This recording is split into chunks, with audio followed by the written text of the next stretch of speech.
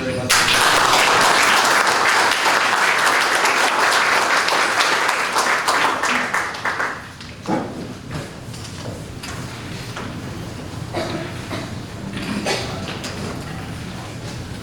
Now I would like to introduce firefighter Nicholas Flores and firefighter Carlos Hernandez.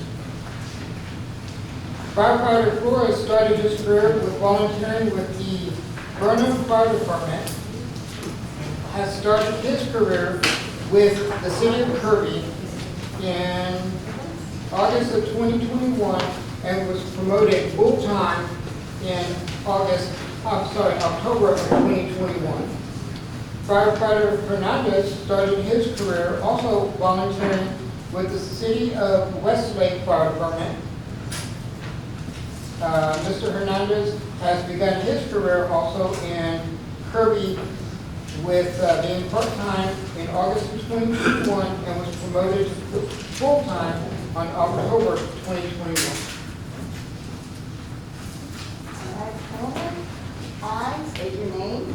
I, Carlos Hernandez, Do solemnly swear do solemnly swear that I will support and defend that I will support and defend the Constitution of the United States of America, the Constitution of the United States of America, the state of Texas, the state of Texas, and the city of Kirby and the city of Kirby, against all enemies, against all enemies, both foreign and domestic. both foreign and domestic. I will faithfully and impartially I will faithfully and impartially discharge my duties as firefighter EMT discharge my duties of firefighter EMT of the city of Kirby Fire Department of the city of Kirby Fire Department under the appointment of the department under the appointment of the department according to the laws of the state of Texas, according to the laws of the state of Texas, county of Dare, county of Adair, to the best of my skills to the best of my skills and abilities, and abilities. so help me God. So help me God. Congratulations, sir. Congratulations, sir.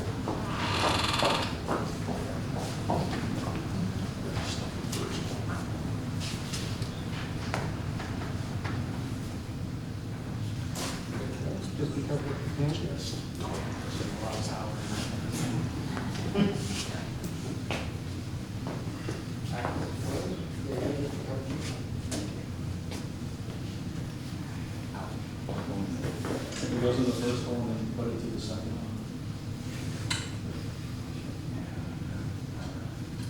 Now, there's the man who's been the co-sergeant. There's the man who's done it before.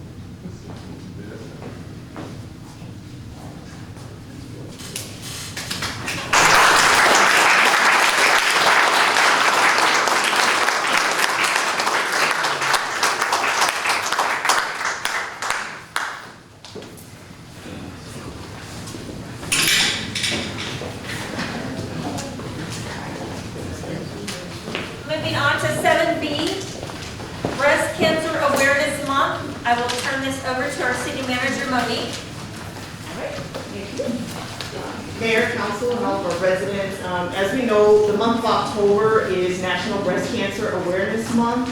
We know that breast cancer affects both men and women, people of all ages.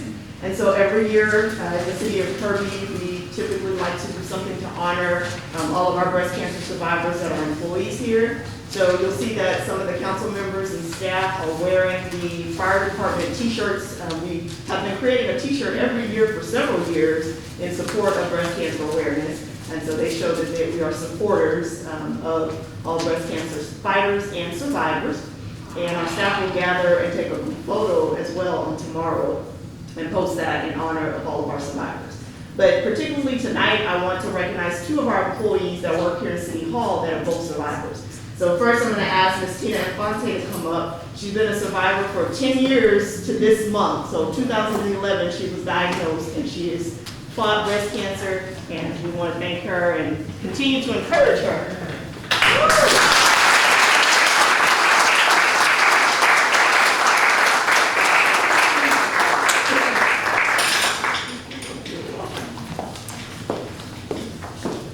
And then we want to recognize our city secretary, Ms. Patty Cox, who was diagnosed in 2019 while she was employed here with the city of Kirby. So we really have firsthand experience with her fight, and we all pulled together as a staff. She had Tina to support her, she had all of our employees there to encourage her, and she was here, never missed a beat.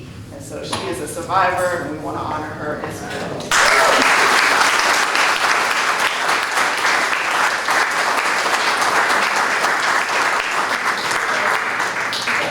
Anybody get that for me? Y'all come back, we'll take a picture.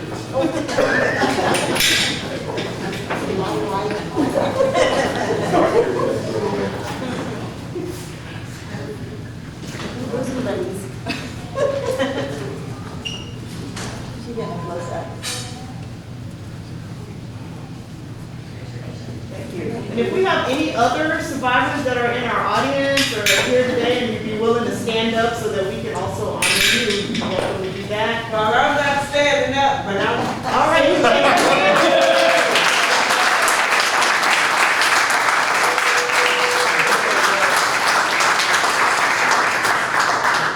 I'm Willie Clay.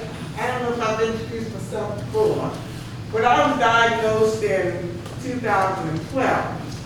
And I want you to know that I know God is good. I lost my hair, and Patty probably attest to that. I lost my hair, but it came back. Now look, I'm a beautiful black woman. Before the breast cancer, I had brown, sort of thick hair. After the treatment, it came back white and straight. So I decided I'll keep it short and manageable. But I thank God, and I appreciate the opportunity to share it with you. Thank you.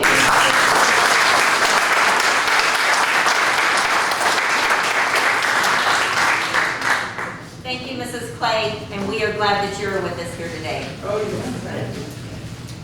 Moving on to 8A, discussion and possible action on ordinance O 2021-904 to repeal ordinance number O 2005-618 and to add a stop intersection north and south at Vince Engelman and Fred Hayes to Schedule 1 of Chapter 72 of the Code of Ordinances, Discussion? Yes. There is the manual of uniform traffic control devices from the state of Texas DOT gives guidance and the standards for implementing a stop sign. And they are generally used if engineering judgment indicates that one or more of the following conditions exist. An intersection of a less important road with a main road where application of the normal right-of-way rule would not be expected to provide reasonable compliance with the law, or a street entering and through highway or street, unsignalized intersection in a signalized area, or high-speed, restricted view, or crash rushes indicate a need for control by the stop sign. Now, under the guidance, it says stop signs should not be used for speed control. I believe that's the point of putting the stop sign in. I believe it's not. What is the point? I'm asking. Are you done talking? When you're done talking, Well, you'll be okay. my turn. Also, it should not be installed on a major street unless justified by a traffic engineering study. So I don't think we should be putting a stop sign when there's already one the block before and there's one the block after. Okay, folks. That's my opinion. Having been in law enforcement for over 40 years, having started as a city as an officer in 1975, first of all, we're replacing them. The signs were taken down the last time Vincent was over. So the signs were already there to begin with. The second thing is, some of us obviously do not have children or never have. Mrs. Shaw can testify to this. At the end of the block, just before Crest, there's probably, let's say I saw today, 6, ranging in age from 11 to probably about 4, on scooters, tricycles, and bicycles. And I sat there with a friend of mine's portable radar gun the other day, and it is a run of well over a quarter of a mile from the last stop sign to Crest. Average speed has been 45 to 50 miles an hour. If you don't, I don't care if you believe it or not, man. I really don't. I care for the kids, okay? I'm worried about the children. I'm really concerned about them getting hit. They unforce their kids. It's a busy street. And you know what? It breaks my heart if somebody has to stop and start up again. And I believe there's a gentleman that sits back there in the back that lives towards those houses where all those kids play in the street. And I like T-shirt, he could justify that also. So, folks, it's not about containing the speed, it's about the safety of the kids.